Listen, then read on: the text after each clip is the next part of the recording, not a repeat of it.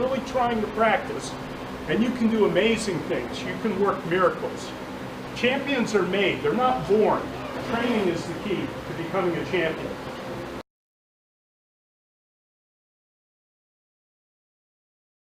Here in Perrysville, Ohio at the Shingitai training camp with my good friend and colleague of many years, John Saylor. And I wanted to just interview him a little bit and have him kind of expand on some of the training methodology he's used over the years. And John, I guess the question we might, it's a good generic question. Any advice you have for aspiring young fighters that would want to come up? Any athletes that what they might want to do? Well, there's so many different types of fighting styles. You know, there's a lot of grappling events right now. I know you coach Judo and Jiu-Jitsu, so maybe we should discuss the grappling events a little bit. Okay. And not so much the striking arts. You know, when kids train for, young folks train for grappling, a lot of times they go out and they just roll, you know, and they go out and do randori or live grappling of some sort. But, and that's good, you know, getting a lot of mat time is good, but eventually I'm not sure that they're always confronting their weaknesses. And one thing I used to do, yeah, I encourage guys to do live grappling quite a bit, but I also encourage three things. Number one, to drill against an opponent, much like you would do standing drills, where you do repetitions of a standing throw, for example, or a standing takedown. We would do the same thing in grappling against minimal resistance at first. So you're getting repetitions of a skill. And, you know, you get a core skill built up that way through constant repetitions against minimal resistance. And you start developing a series of support techniques around it for when the guy defends that core skill. So that would be number one. Number two, then we start, the guy's starting to get some skills in each of the positions.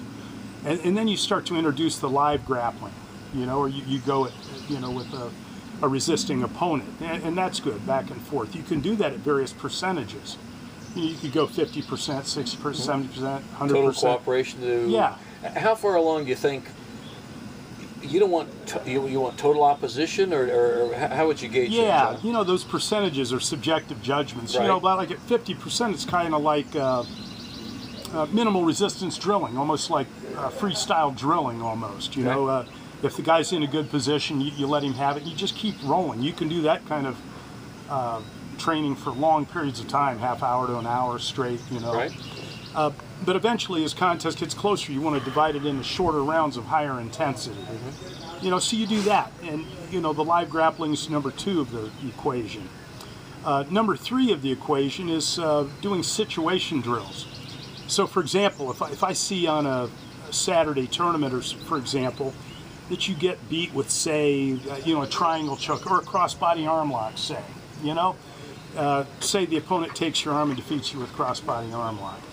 Guess where we're going to start Monday night at practice? Right. You know, you're going to put the guy in that situation where the fighter that's being attacked is able to keep his arm in, and the other guy gets the underhook with both legs over top.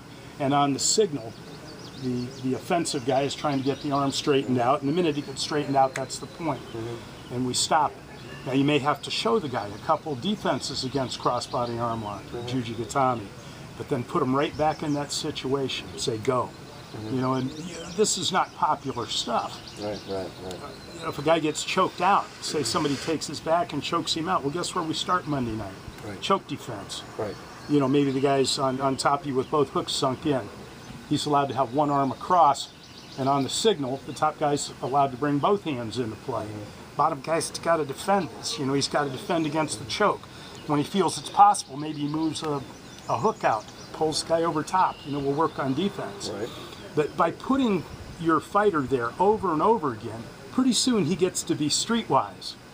And if you're one of the athletes that's out there training, I encourage you to do situation drills. You can make up hundreds of them. You know, see what happens to what your weaknesses are in randori. If you're getting caught with certain submissions in randori, put yourself in those submissions. If you have a good coach or a trusted friend, a better fighter than yourself, ask questions. You know, how do you defend against crossbody arm lock? How do you defend against lapel choke? Or if it's no-gi, you know, put yourself in a triangle choke or something like that, and learn defenses. You know, it's invaluable. You can also do it with all the hold downs, fight out of unfavorable positions. And that's really good at practice too. If you're a more skilled opponent, and the guys at your club that night, for example, aren't as skilled as you, what do you get by rolling live with them? That's right. You know, have them get you in unfavorable positions and learn to fight their way out.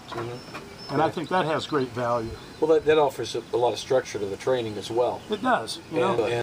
Well, anyway, you know, I just want to spend just 5 or 6 minutes here, and hopefully as the years go on, we do a few more of these. I know we posted recently a lot of good drills and skills we did at this year's training camp. Right. And here, today's May 19th, 2013. Right. So we had a great two-day session here at the Shingitai training camp. Every spring, every May, here in Perrysville, Ohio, isn't it? That's it. So try to make it. Try to make it. It's worth next year. It's a great deal, and it's the best training camp in the country. It really is. So. Well, I'm biased, but I think so too. I think so too. I think so too. Thanks a lot, John. Thank you, Steve. Thanks.